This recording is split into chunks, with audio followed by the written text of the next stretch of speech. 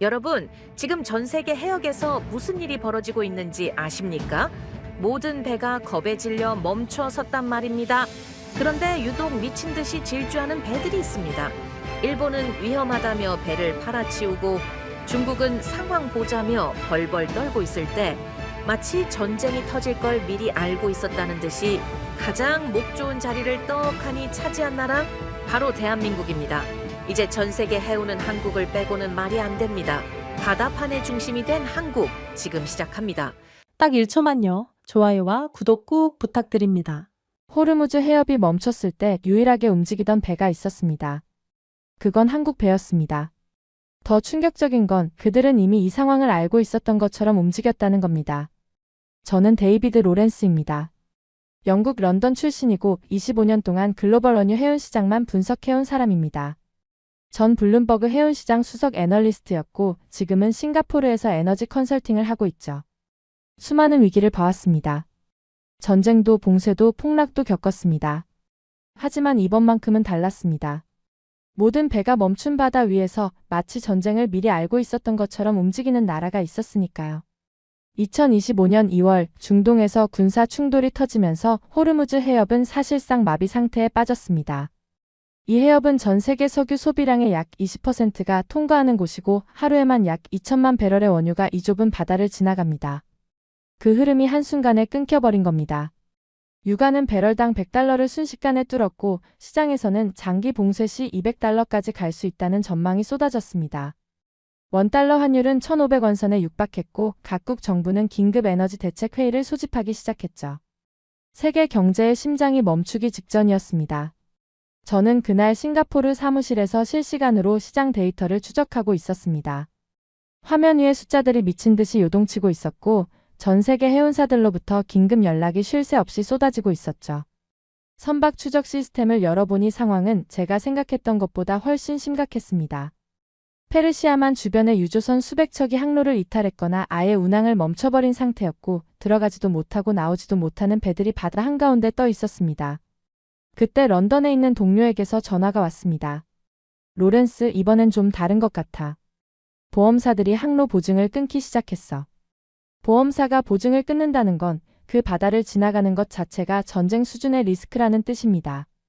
실제로 그날 이후 유럽과 일본의 대형 해운사 상당수가 호르무즈 해협 통과를 중단하겠다고 공식 선언했습니다. 배가 돈을 벌지 못하는 수준이 아니라 바다 위에서 살아남는 것 자체가 문제가 되어버린 겁니다. 저는 25년간 이 업계에 있으면서 크고 작은 위기를 수없이 겪어왔습니다. 2008년 금융위기 때도 해운시장이 폭락했고 이란 제재 때도 호르무즈가 흔들렸었죠. 하지만 그때는 적어도 시장이 예측 가능한 범위 안에서 움직였습니다. 충격이 오면 잠시 멈추고 시간이 지나면 다시 돌아가는 패턴이 반복되었으니까요. 그런데 이번엔 그 패턴 자체가 깨져버렸습니다. 어떤 나라도 상황을 통제하지 못하고 있었고 군사적으로도 외교적으로도 누구 하나 나서지 못하는 완전한 교착 상태였습니다. 미국은 군사적 개입을 놓고 내부 의견이 갈렸고 유럽은 외교적 해결을 주장했지만 구체적인 방법은 없었습니다. 중동 산유국들마저 자국 물량 확보에만 급급했고 글로벌 해운 시장 전체가 방향을 잃어버린 상태였죠. 저는 동료에게 이렇게 말했습니다. 이건 내가 봐온 어떤 위기하고도 다르다. 이번엔 회복 시나리오 자체가 안 보여. 그런데 그 혼돈의 한가운데서 이상한 장면이 포착됐습니다. 저는 습관적으로 선박 추적 데이터를 지역별로 정리하고 있었는데 분명히 모든 선박이 멈춰선 줄 알았던 해역에서 움직이는 점들이 찍히고 있었던 겁니다. 처음엔 시스템 오류인 줄 알았습니다.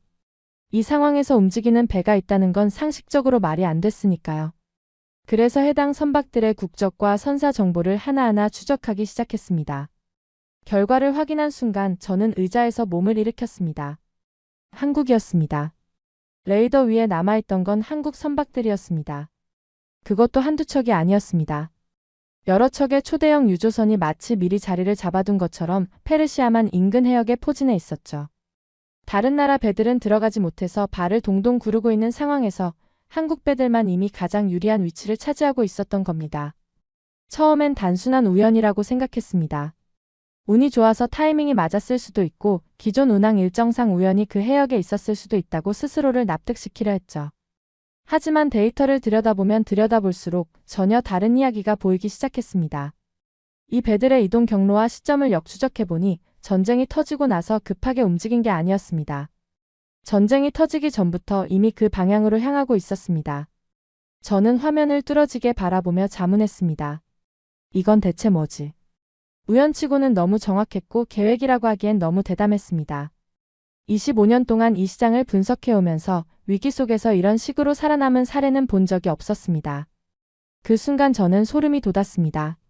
한국은 위기를 피한 것이 아니었습니다. 오히려 그 위기 한가운데서 가장 유리한 위치를 선점하고 있었고 세계가 봉쇄를 걱정하는 동안 이미 다음 판을 준비하고 있었던 겁니다. 왜 하필 한국이었을까? 왜 한국만 준비가 되어 있었던 걸까? 이 질문이 머릿속에서 떠나지 않았습니다. 2장. 한국 선박들이 살아남은 건 우연이 아니었습니다. 그 시작은 전쟁이 터지기 훨씬 전으로 거슬러 올라갑니다. 저는 한국 해운업계 전반에 대한 조사를 시작했어요. 도대체 어떤 회사가 어떤 판단으로 저 배들을 그 자리에 갖다 놓은 건지 알아내야 했으니까요. 처음에는 한국 정부 차원의 지시가 있었을 거라고 추측했습니다. 하지만 자료를 파고들수록 전혀 다른 그림이 나타났고 하나의 이름이 반복적으로 떠올랐습니다. 장금상선. 솔직히 말하면 저는 이 이름을 그때까지 크게 주목한 적이 없었습니다. 글로벌 해운 시장에서 한국 하면 보통 현대상선이나 HMM 정도가 먼저 떠오르는데 장금상선은 그런 화려한 이름들 사이에서 조용히 자기 자리를 지키고 있던 회사였거든요. 그런데 이 회사의 이력을 들여다보는 순간 저는 생각을 완전히 바꿔야 했습니다. 장금상선은 1989년에 설립됐고 설립 이후 30년 동안 단 한 번도 적자를 낸 적이 없는 회사였습니다. 해운업이라는 게 경기 변동이 극심한 업종이라는 걸 아시는 분들은 이 말이 얼마나 비현실적으로 들리는지 이해하실 겁니다. 호황과 불황이 몇 년 주기로 반복되는 시장에서 30년 무적자라는 건 단순히 운이 좋았다는 말로는 설명이 안 되는 기록이죠. 게다가 이 회사는 대기업 계열이 아니라 오너가 직접 경영하는 구조였습니다. 이 부분이 왜 중요하냐면 일본이나 유럽의 대형 해운사들은 이사회 승인, 주주협의 리스크위원회 검토 같은 절차를 거쳐야 하기 때문에 아무리 좋은 기회가 와도 의사결정까지 몇 달이 걸리는 경우가 많거든요. 그 사이에 시장 상황이 바뀌기도 하고 결국 타이밍을 놓치는 일이 허다합니다. 반면 장금상선은 오너가 판단하고 오너가 결정하고 바로 실행에 들어가는 구조였습니다. 속도 자체가 다른 회사였던 거죠. 업계에서는 장금상선을 이렇게 부르고 있었습니다. 조용한 거인. 소리 없이 그러나 한 번도 쓰러지지 않은 회사라는 뜻이었죠. 그런 장금상선이 전쟁이 터지기 전 업계 상식을 완전히 뒤집는 선택을 합니다. 초대형 원유 운반선 VLCC를 대량으로 사들이기 시작한 겁니다. 그것도 시장 가격보다 비싸게 무려 4조 원 규모로 말입니다. 저는 이 숫자를 처음 확인했을 때 데이터를 다시 들여다봤습니다. 4조 원이면 웬만한 중소국가의 국방 예산에 맞먹는 규모인데 그걸 중고 유조선을 사는데 한꺼번에 쏟아부었다는 게 선뜻 이해가 되지 않았거든요. 확보한 선박수는 약 150척, 전 세계 VLCC의 약 11%에 해당하는 물량이었습니다. 단일 기업이 이 정도 규모의 유조선을 한꺼번에 확보한 사례는 제 기억으로는 전례가 없었습니다. 더 이해할 수 없었던 건 매입 방식이었습니다. 장금상선은 중고 VLCC를 시세보다 10%에서 15% 높은 가격에 사들이고 있었습니다. 보통 중고선 시장에서는 치열한 가격 협상이 기본인데 이 회사는 오히려 경쟁사들이 입찰을 포기할 정도로 높은 가격을 먼저 제시하고 있었던 거죠.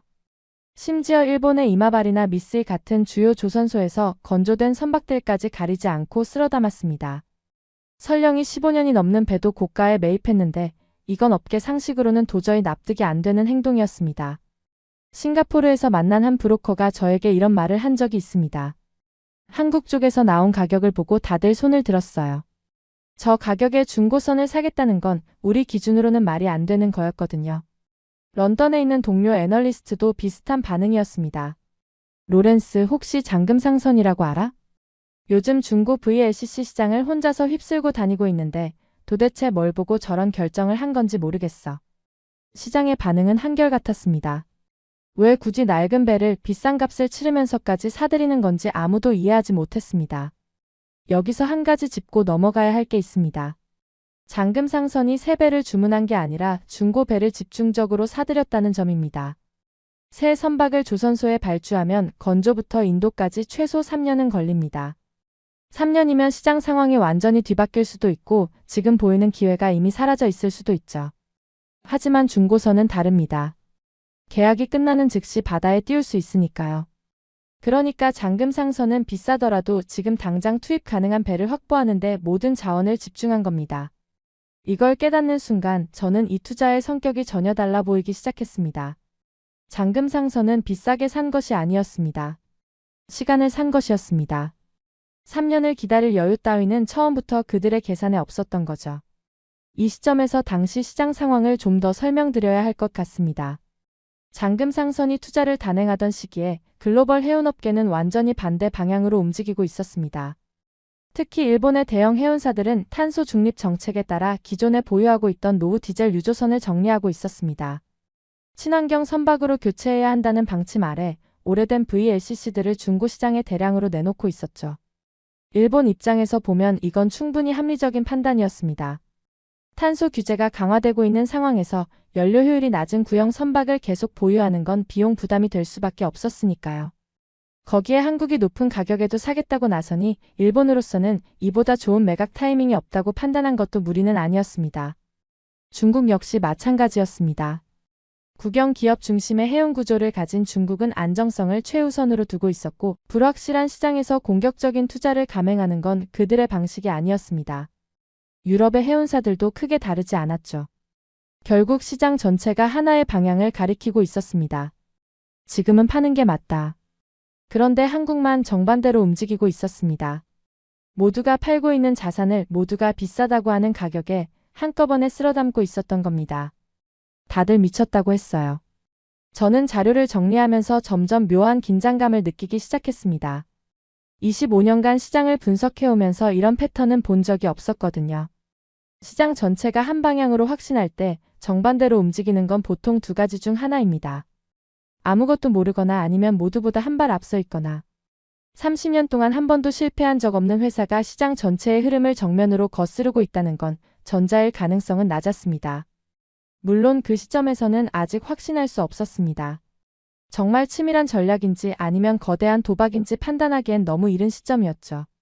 하지만 하나만큼은 분명했습니다. 일본은 시대가 끝났다고 판단했고 중국은 움직이지 않았고 한국만 완전히 다른 미래를 보고 있었다는 사실 말입니다. 저는 그때 처음으로 이런 생각이 들었습니다. 이건 단순한 투자가 아닐지도 모른다. 한국은 시장을 따라간 것이 아니라 시장보다 먼저 움직이고 있었던 것일지도 모른다고요. 그리고 만약 그게 사실이라면 이 회사는 단순히 배를 산 것이 아니라 앞으로 벌어질 판의 모양까지 내다보고 있었다는 뜻이 됩니다. 저는 그날 밤 사무실을 나서면서도 한 가지 질문을 멈출 수가 없었습니다. 전쟁이 터지기 전 잔금상선은 대체 무엇을 알고 있었던 걸까? 그 답을 찾기 위해 저는 더 깊이 들어가기로 했습니다. 3장. 잔금상선의 선택이 단순한 투자였는지에 대한 의문은 전쟁 직전의 움직임을 추적하면서 확신으로 바뀌기 시작했습니다. 저는 잔금상선이 확보한 VLCC들의 운항 기록을 하나하나 역추적하기 시작했습니다. 배를 대량으로 사들인 것까지는 그렇다 쳐도 그 배들이 실제로 어디에 있었는지가 더 중요했으니까요. 선박 추적 데이터를 정리하면서 저는 점점 이상한 패턴을 발견하기 시작했습니다. 잔금상선이 확보한 유조선들의 항로가 일반적인 운항 패턴과 전혀 달랐던 겁니다. 보통 유조선은 화물 계약에 따라 움직입니다. 원유를 실을 곳으로 가고 실은 뒤에는 목적지로 향하죠. 그런데 잔금상선의 배 상당수는 화물도 없이 빈 상태로 특정 방향을 향해 이동하고 있었습니다. 빈 유조선을 움직인다는 건 그 자체로 비용입니다. 초대형 유조선 한 척이 하루 소모하는 연료비만 해도 상당한 금액인데 화물 수익 없이 그 비용을 감수하면서까지 배를 보내고 있었다는 뜻이거든요. 그 방향은 하나같이 같은 곳이었습니다. 바로 중동. 첫 번째 신호가 포착된 건 1월 29일이었습니다. 싱가포르를 출발한 잔금상선 소속 유조선 한 척이 호르무즈 해협을 통과해 페르시아만 안쪽으로 진입한 겁니다. 이것만 놓고 보면 특별할 게 없을 수도 있습니다. 유조선이 중동으로 가는 건 일상적인 일이니까요. 하지만 문제는 그 다음이었습니다. 이후 4주 동안 같은 방향으로 향하는 잔금상선의 유조선이 최소 5척 이상 추가로 확인됐습니다. 그것도 대부분 빈 배였습니다. 한 척이라면 일반적인 운항 일정이라고 넘길 수 있었을 겁니다. 하지만 같은 시기에 같은 회사의 빈 유조선이 같은 방향으로 연속해서 이동하고 있다는 건 우연으로 설명하기엔 너무 조직적인 움직임이었습니다. 저는 동료에게 전화를 걸었습니다. 지금 잠금상선 배들 움직임 보고 있어? 빈 배들이 계속 페르시아만으로 들어가고 있어. 동료의 대답은 짧았습니다. 나도 봤어. 이거 제정신이야? 저는 이 배들이 집결한 위치를 지도 위에 표시해봤습니다. 결과를 보는 순간 등줄기가 서늘해졌습니다. 최소 6척 이상의 초대형 유조선이 두바이 인근 해역에 모여 있었습니다. 두바이 인근이라는 위치가 왜 중요하냐면 이곳은 페르시아만의 주요 산유 지역에 빠르게 접근할 수 있는 전략적 요충지이기 때문입니다. 사우디아라비아, 쿠웨이트, 이라크 등 중동 주요 산유국의 수출 터미널과 가까운 위치에 있으면서도 호르무즈 해협을 통해 빠져나갈 수 있는 경로까지 확보된 자리였죠. 원유를 실어야 할 때 가장 먼저 움직일 수 있는 자리, 다시 말해 위기가 터지면 가장 돈이 되는 자리에 한국 배들이 미리 가서 대기하고 있었던 겁니다. 이건 단순히 항로를 선택한 수준이 아니었습니다. 마치 전쟁이 벌어질 장소를 미리 알고 있었던 것처럼 가장 유리한 위치를 정확하게 선점한 움직임이었죠. 그리고 2월 전쟁이 시작됐습니다. 그 순간 모든 것이 뒤집혔습니다. 호르무즈 해협이 사실상 봉쇄되면서 새로 들어오려는 선박들은 진입 자체가 불가능해졌습니다. 보험사들이 항로 보증을 끊었고 각국 해운사들은 위험을 감수하면서까지 해협을 통과하려 하지 않았죠. 유럽과 일본의 대형 선사들은 호르무즈 해협 접근 자체를 중단했고 중국 국영 해운사들도 관망 모드에 들어갔습니다. 해협 바깥에서는 수십 척의 유조선이 갈 곳을 잃고 떠 있었고 원유를 실으러 들어가고 싶어도 들어갈 수가 없는 상황이었습니다. 수억 달러의 화물이 눈앞에 있는데도 문이 닫혀 손을 뻗을 수 없는 겁니다. 그런데 이미 안쪽에 들어가 있던 배들은 상황이 완전히 달랐습니다. 바깥에서는 들어올 수 없지만 안에 있는 배들은 오히려 독점적인 위치를 확보하게 된 겁니다. 경쟁자가 사라진 시장에서 이미 자리를 잡고 있던 한국 배들만 페르시아만 안쪽에서 원유를 실을 수 있는 상황이 벌어진 거죠. 전쟁 전에는 평범한 대기 위치에 불과했던 그 자리가 전쟁이 터지는 순간 세계에서 가장 비싼 자리로 바뀌어 버렸습니다. 이 움직임이 알려지면서 외신들도 주목하기 시작했습니다. 싱가포르의 스트레이츠 타임스는 잠금상선의 사전 배치 움직임을 확인하는 기사를 냈고 블룸버그 역시 관련 보도를 내보냈습니다. 하지만 흥미로운 건 어떤 언론도 이 움직임의 의도를 명확하게 설명하지 못했다는 점입니다. 블룸버그는 기사에서 이 움직임이 군사 행동을 예상한 것인지 아니면 단순한 화물 확보 전략이었는지 판단하기 어렵다고 보도했습니다. 저 역시 처음에는 같은 고민을 했습니다. 혹시 잠금상선이 군사 정보를 미리 입수한 건 아닐까 하는 의심도 잠깐 해봤지만 그건 현실적으로 가능성이 낮았습니다. 민간 해운사가 각국 정보기관보다 먼저 전쟁 정보를 입수한다는 건 말이 안 되니까요. 그보다는 중동 지역의 지정학적 리스크를 누구보다 빠르게 읽고 최악의 시나리오에 대비해 선제적으로 움직인 것이라고 보는 게 합리적이었습니다. 혹시 잠금상선 쪽에서 뭔가 정보가 있었던 거 아닐까? 런던의 동료가 조심스럽게 물었을 때 저는 이렇게 대답했습니다. 정보가 아니라 판단이야. 중동 상황을 보고 최악을 가정한 거지.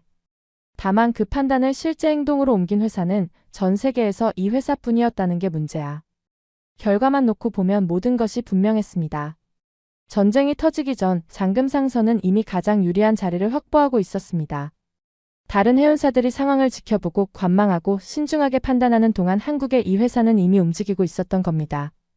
그것도 빈배를 끌고 연료비를 감수하면서 아무도 가지 않는 방향으로 말입니다. 저는 그때 하나의 결론에 도달했습니다. 한국은 위기에 대응한 것이 아니었습니다. 위기가 시작되기 전에 이미 준비하고 있었습니다. 단순히 배를 사들인 것도 대단했지만 그 배들을 전쟁 전에 정확한 위치에 갖다 놓은 것은 차원이 다른 이야기였습니다. 투자는 돈으로 할 수 있지만 위치 선점은 판단력 없이는 불가능하니까요. 글로벌 언론조차 설명하지 못하는 이 움직임 앞에서 저는 한 가지만큼은 확신하게 됐습니다. 한국은 운이 좋았던 게 아니라 남들이 보지 못한 것을 보고 있었다는 사실을요. 그리고 이 위치가 실제로 얼마만큼의 돈을 만들어내는지 그건 제가 상상했던 것보다 훨씬 충격적이었습니다. 사장. 한국의 움직임이 점점 명확해질수록 시장의 반응은 오히려 정반대였습니다. 칭찬이 아니라 조롱이 쏟아지기 시작한 겁니다. 잠금상선이 중고 VLCC를 시세보다 10%에서 15% 높은 가격에 쓸어담고 있다는 소식은 싱가포르와 런던의 해운업계에 빠르게 퍼졌습니다. 그리고 이 소식을 접한 대부분의 업계 관계자들은 잠금상선의 선택을 무조건 부정적으로 보고 고개를 저었죠. 싱가포르의 한 선박 중개업체 대표가 제게 이런 말을 한 적이 있습니다. 솔직히 말할게요, 로렌스. 저 정도면 위험한 도박이에요. 시장 흐름을 완전히 거스르고 있잖아요. 지금 세계가 어디로 가고 있는지 모르는 건 아닐 텐데 왜 저런 선택을 하는 건지 이해가 안 돼요. 이건 한두 사람의 의견이 아니었습니다. 런던 해운시장에서도 도쿄에서도 홍콩에서도 비슷한 반응이 이어졌습니다. 위험하다, 과하다, 심지어 미쳤다는 말까지 나왔습니다. 업계에서 잠금 상선을 바라보는 시선은 빠르게 하나로 수렴되고 있었습니다. 무모한 플레이어. 시장의 흐름을 읽지 못하는 회사. 이것이 당시 잠금 상선에 붙은 꼬리표였습니다. 그런데 이런 반응이 나오는 데는 이유가 있었습니다. 당시 글로벌 해운업계의 큰 흐름은 분명했거든요. 탄소 중립, 친환경 전환. 이 두 단어가 업계의 방향을 지배하고 있었습니다. 국제해사기구는 선박 탄소 배출 규제를 계속 강화하고 있었고 유럽연합은 해운 분야를 탄소 배출권 거래제에 포함시키는 방안을 추진 중이었습니다. 이런 상황에서 연료 효율이 낮은 구형 디젤 유조선을 대량으로 사들인다는 건 시대의 흐름을 정면으로 역행하는 것처럼 보일 수밖에 없었죠. 새 선박을 발주하면 3년이 걸리는 상황에서 한국은 오히려 그 3년을 기다리지 않고 당장 쓸 수 있는 낡은 배에 거액을 쏟아붓고 있었으니까요. 업계의 평가는 명확했습니다. 한국은 지금 잘못된 방향에 돈을 걸고 있다. 가장 흥미로운 반응은 일본에서 나왔습니다. 당시 일본의 대형 해운사들은 탄소 중립 정책에 맞춰 보유하고 있던 노후 디젤 유조선들을 체계적으로 정리하고 있었습니다.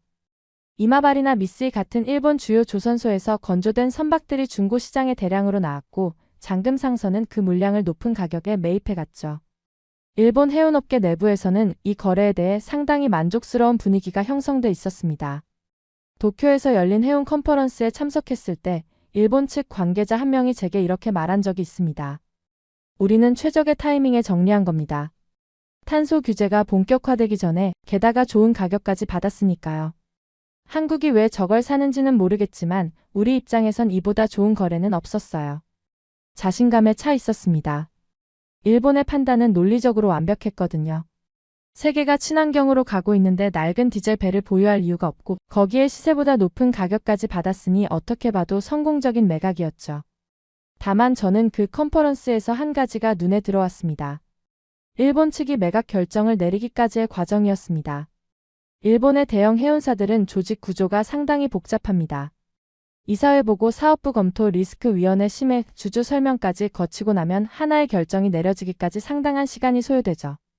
이 구조는 안정적이고 신중하다는 장점이 있지만 반대로 시장이 급변할 때는 치명적인 약점이 되기도 합니다. 빠르게 사야 할 때 사지 못하고 빠르게 팔아야 할 때도 팔지 못하는 구조니까요. 반면 잠금 상선은 오너가 결정하면 곧바로 실행에 들어가는 구조였습니다. 같은 기회를 받다 하더라도 일본은 구조적으로 잠금 상선만큼 빠르게 움직일 수 없었을 겁니다. 저는 그때 문득 이런 생각이 스쳤습니다. 혹시 이건 판단의 차이가 아니라 구조의 차이는 아닐까? 일본이 틀린 게 아니라 맞더라도 실행할 수 없는 시스템에 갇혀 있었던 건 아닐까? 중국도 비슷한 입장이었습니다. 중국의 국영 해운사들은 이 상황을 지켜보면서 움직이지 않는 쪽을 선택했죠. 중국 해운업계의 한 관계자는 비공식 자리에서 이런 말을 했다고 합니다.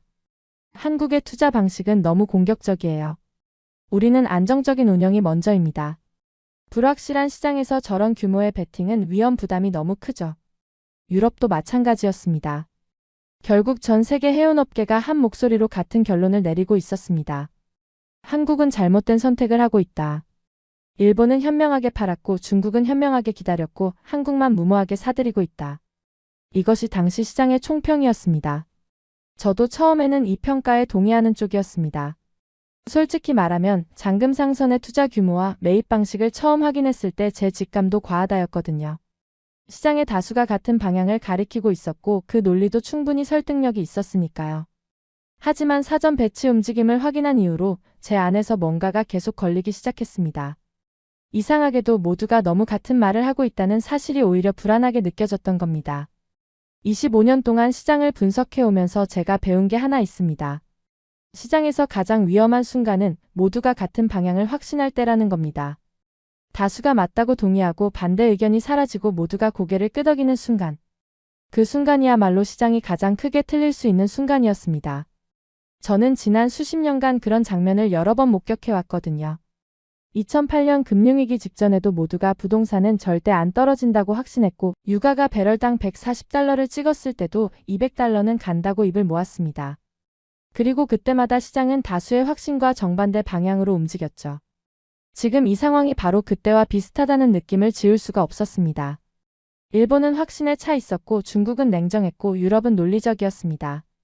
모두가 맞다고 믿고 있었습니다. 그런데 그 확신의 반대편에 30년간 한 번도 실패한 적 없는 회사가 서 있었습니다. 저는 사무실 의자에 기대 앉아 한참을 생각했습니다. 혹시 한국만 맞고 있는 건 아닐까? 지금 시장 전체가 같은 방향으로 확신하고 있는 이 순간이 오히려 가장 크게 틀리는 순간은 아닐까? 물론 아직은 알 수 없었습니다. 하지만 그때까지는 아무도 그 사실을 알지 못했습니다. 시장은 여전히 한국을 비웃고 있었고 일본은 자신들의 선택에 만족하고 있었으니까요. 5장. 전쟁이 시작되자 시장은 혼란에 빠졌지만 진짜 변화는 전혀 다른 곳에서 일어나고 있었습니다.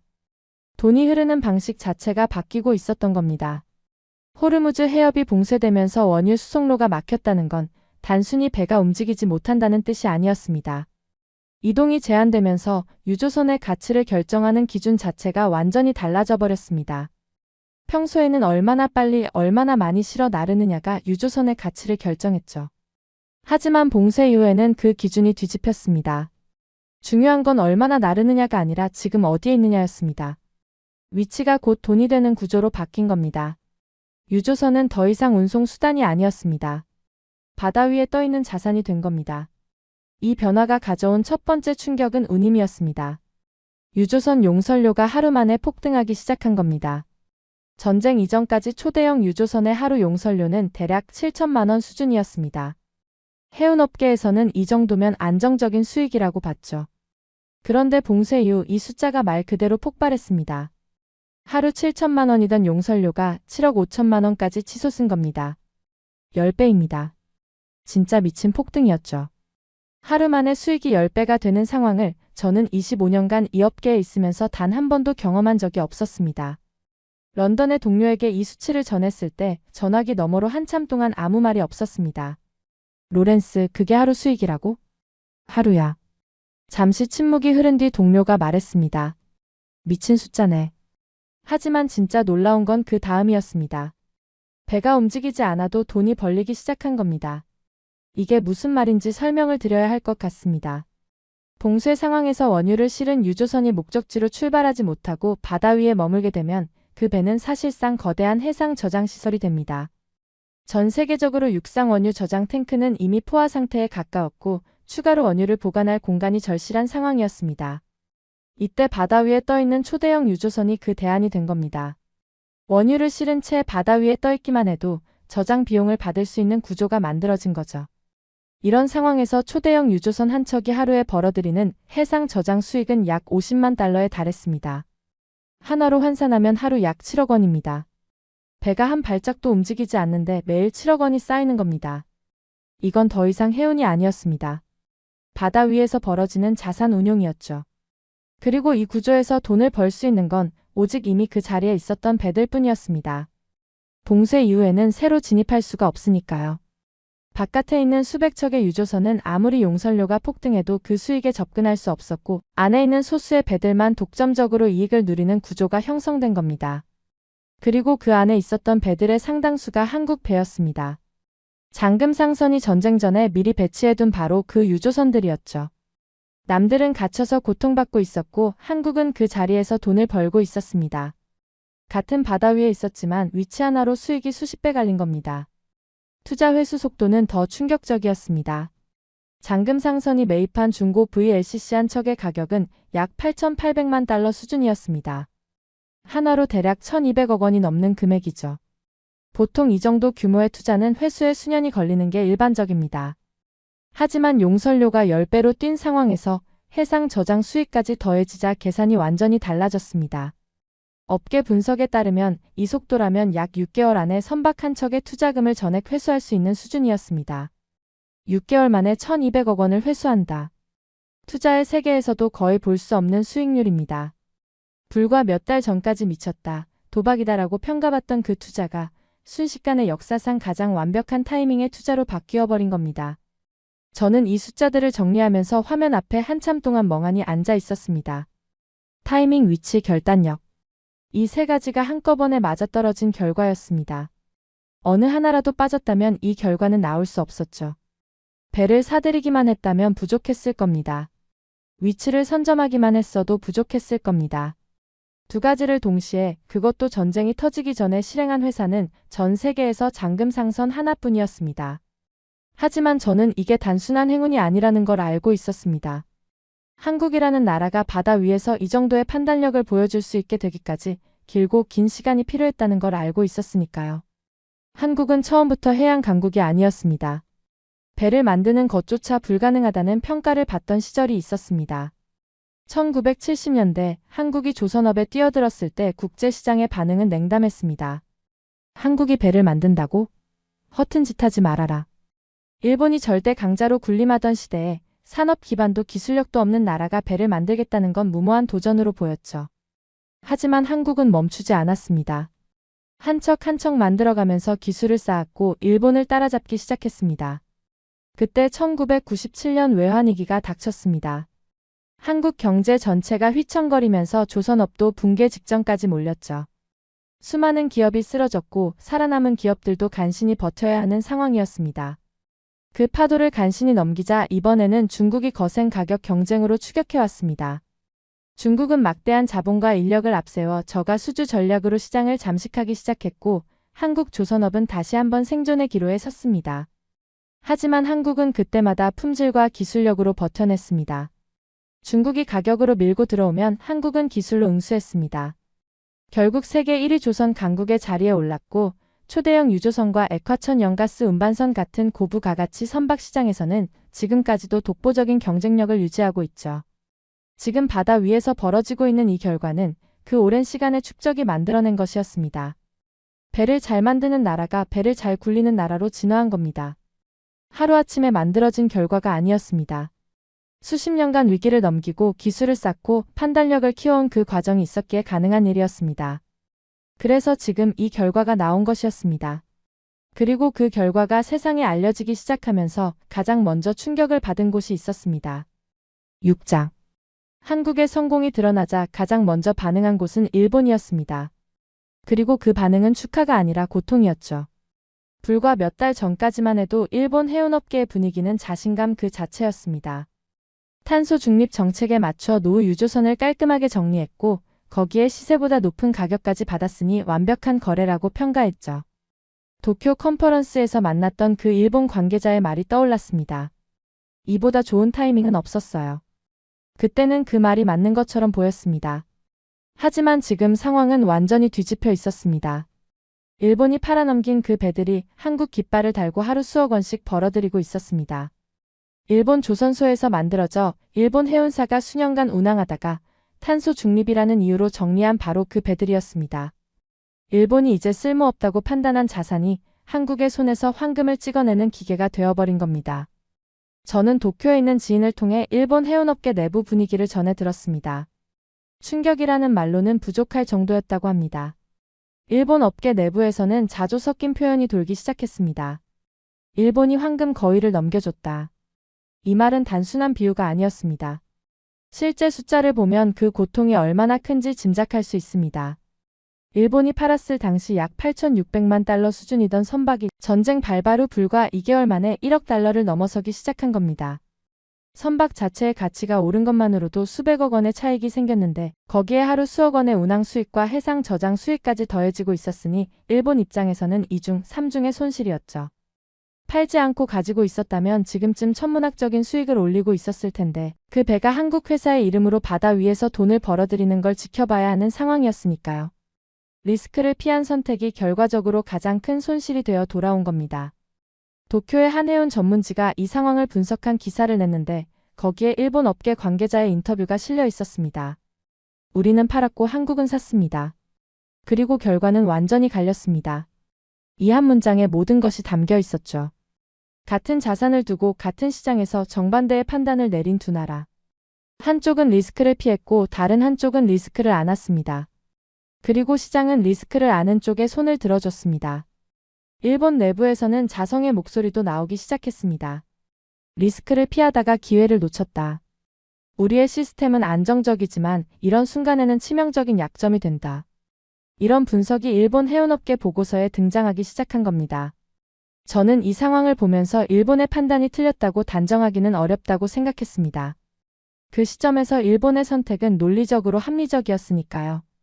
탄소 규제가 강화되고 있었고 구형 디젤 선박의 가치는 장기적으로 하락할 수밖에 없는 구조였습니다. 문제는 논리가 아니라 속도였습니다. 일본의 대형 해운사들은 조직 구조상 시장 변화에 빠르게 대응하기 어려웠고 한 번 내린 결정을 되돌리는 데에도 상당한 시간이 필요했습니다. 설령 일본이 잔금 상선과 같은 기회를 포착했다 하더라도 이사회 보고와 위원회 심의를 거치는 동안 이미 기회는 사라져 있었을 겁니다. 반면 잔금 상선은 오너의 한마디로 수천억 원의 투자가 즉시 집행되는 구조였죠. 일본의 정교함과 한국의 실행력. 이 두 가지가 정면으로 부딪혔고 결과는 한국의 승리였습니다. 도쿄의 지인은 저에게 이런 말을 전했습니다.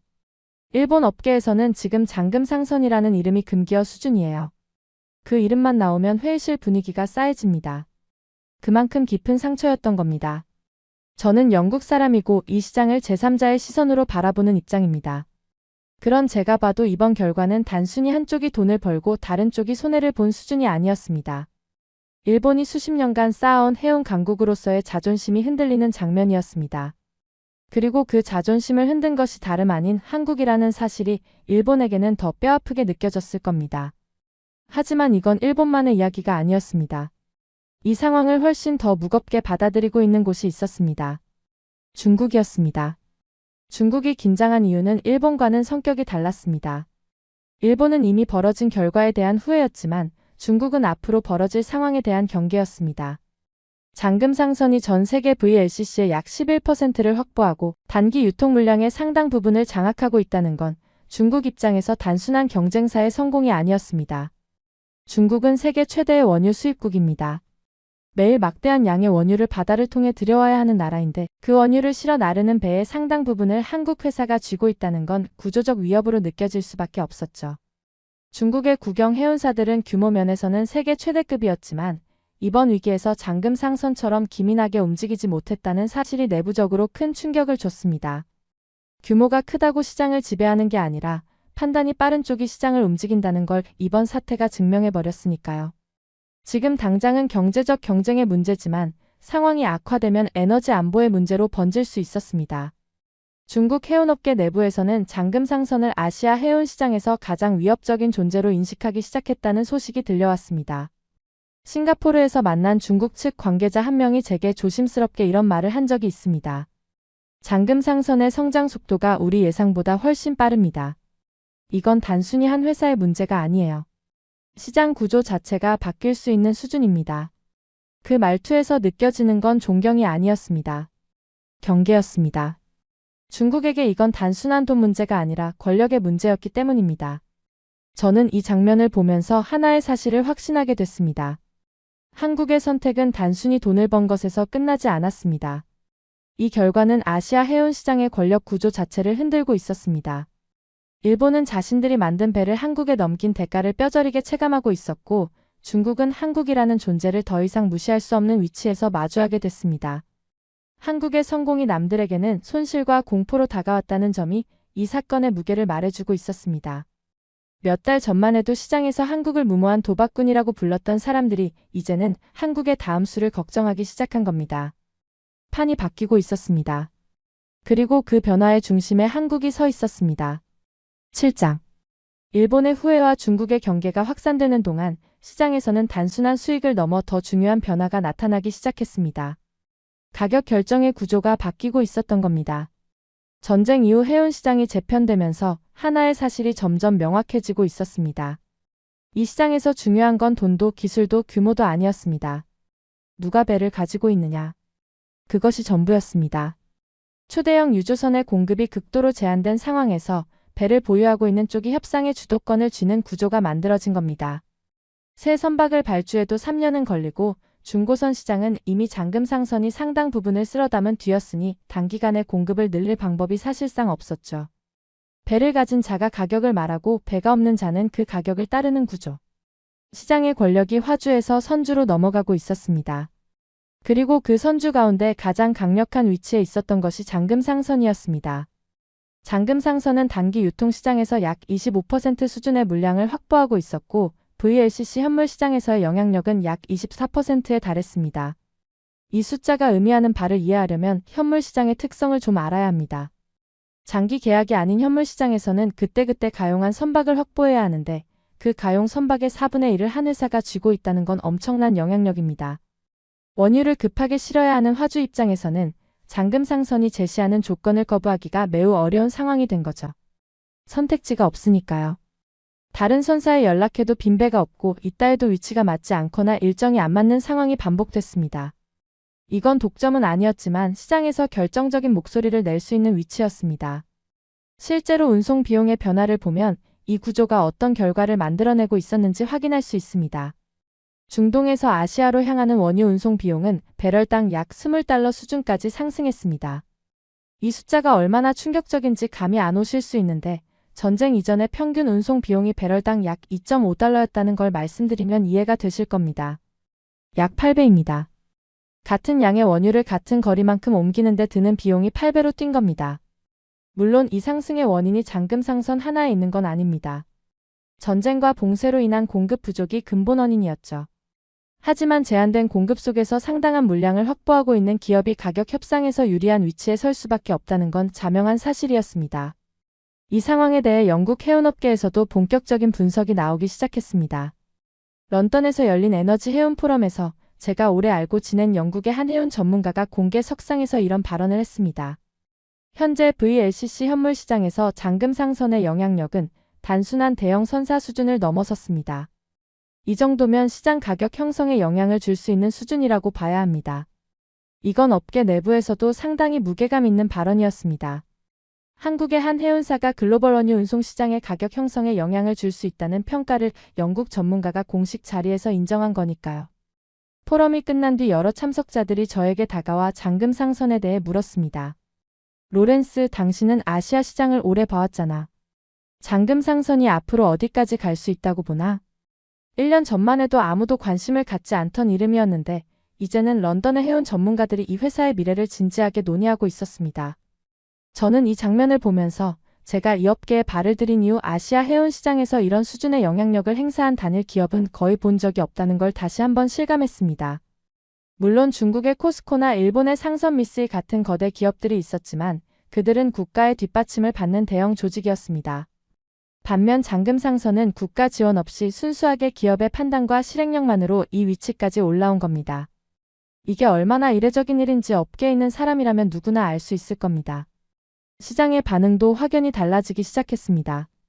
이전까지는 화주가 운임을 제시하고 선주가 수용하는 구조가 일반적이었는데 이제는 선주가 조건을 내걸고 화주가 검토하는 방식으로 역전되기 시작한 겁니다.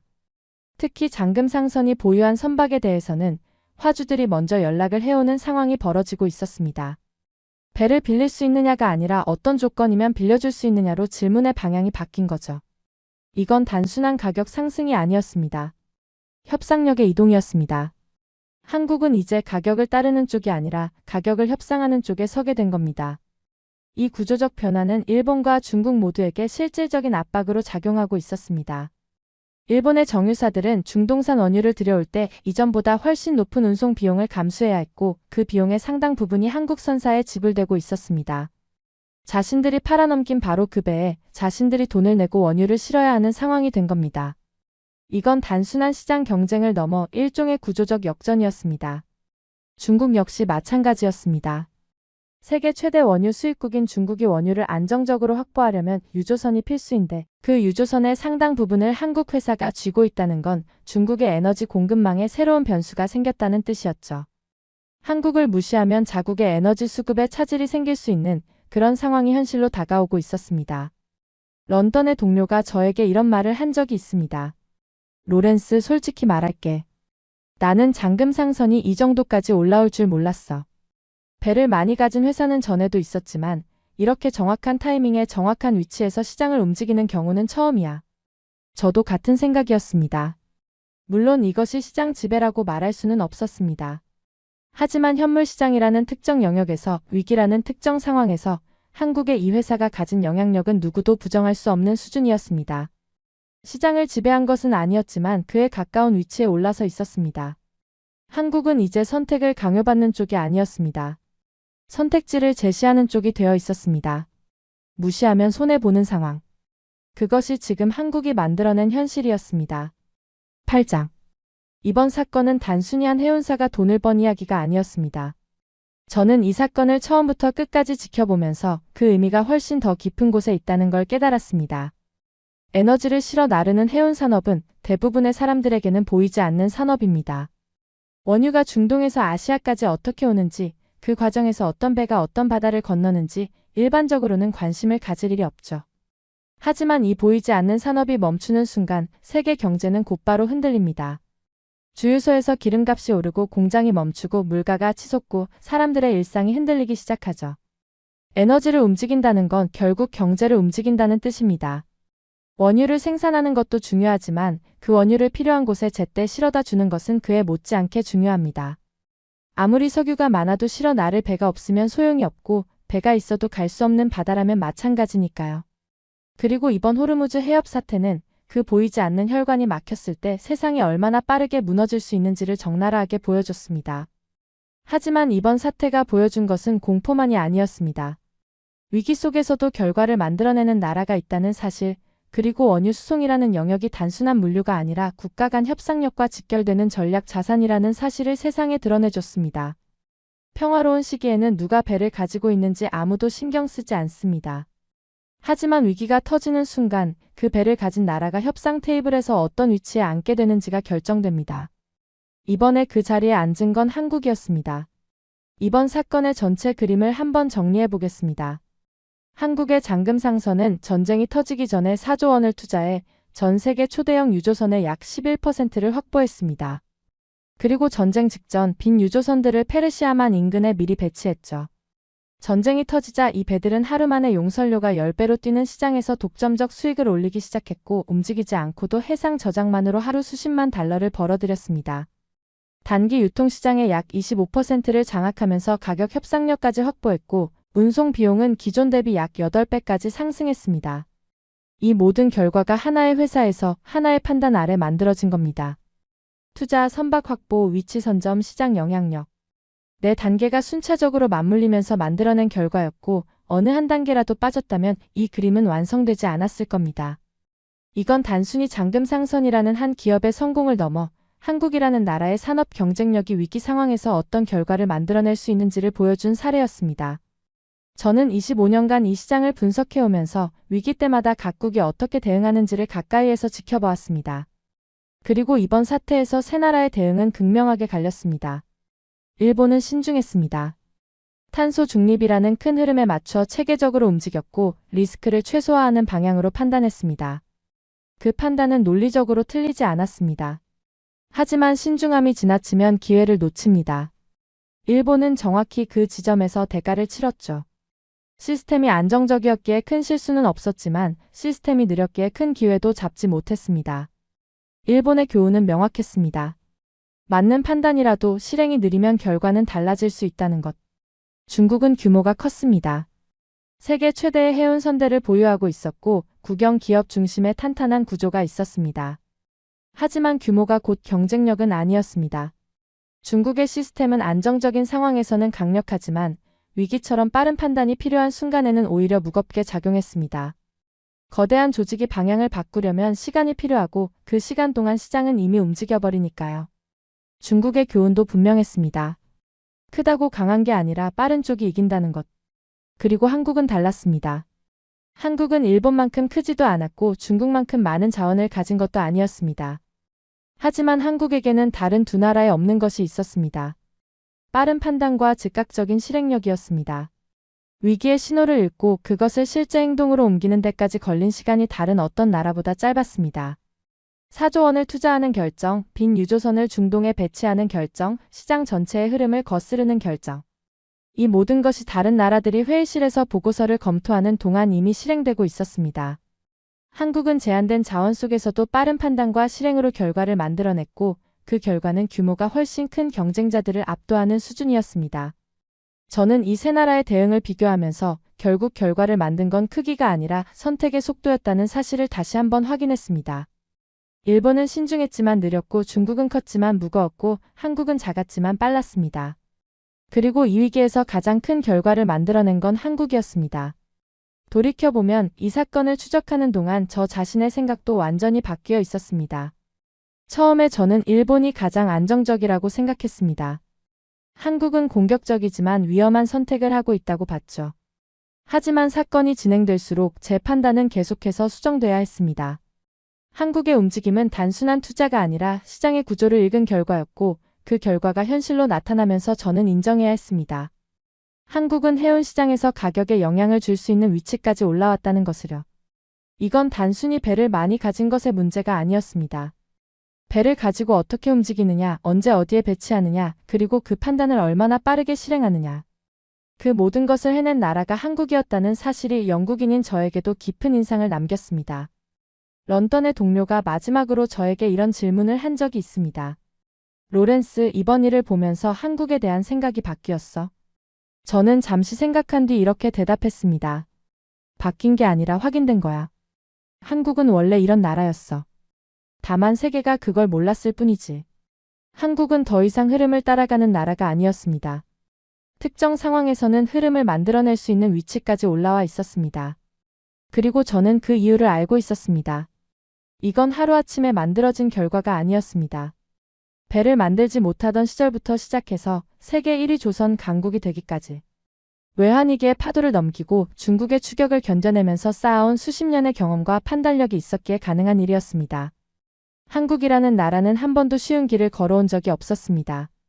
늘 부족했고 늘 위기 속에 있었고 늘 증명해야 했죠. 하지만 바로 그 과정이 한국을 단련시켰고 위기가 왔을 때 남들보다 먼저 움직일 수 있는 근력을 만들어준 겁니다. 위기를 기회로 바꾸는 능력.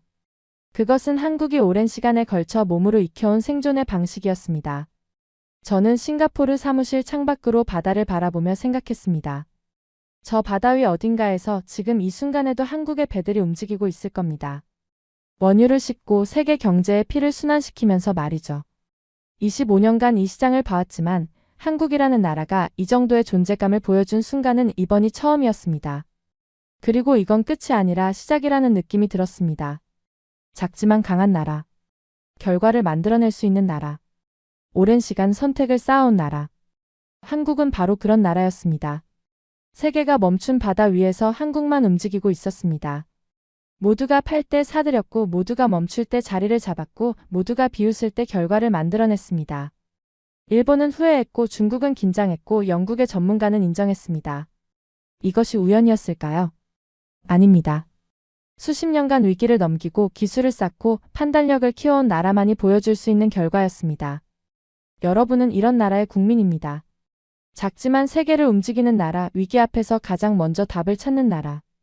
대한민국이 바다 위에서 세계의 판을 뒤집은 오늘의 사연을 함께해 주셔서 감사합니다.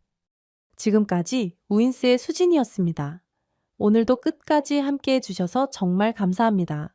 수진이랑 우인스 다음에도 함께해요. 오늘도 행복한 하루 되세요. 사랑합니다. 우이스 우리들의 이야기 작은 꿈도 커지는 이 순간 웃으며 함께 나가요 모두의 마음이 크게 울려요. 당신만의 감동 이야기가 늘 당신 곁에서 따뜻한 순간으로 남길 바랍니다. 다음에도 따뜻한 이야기로 다시 찾아올게요.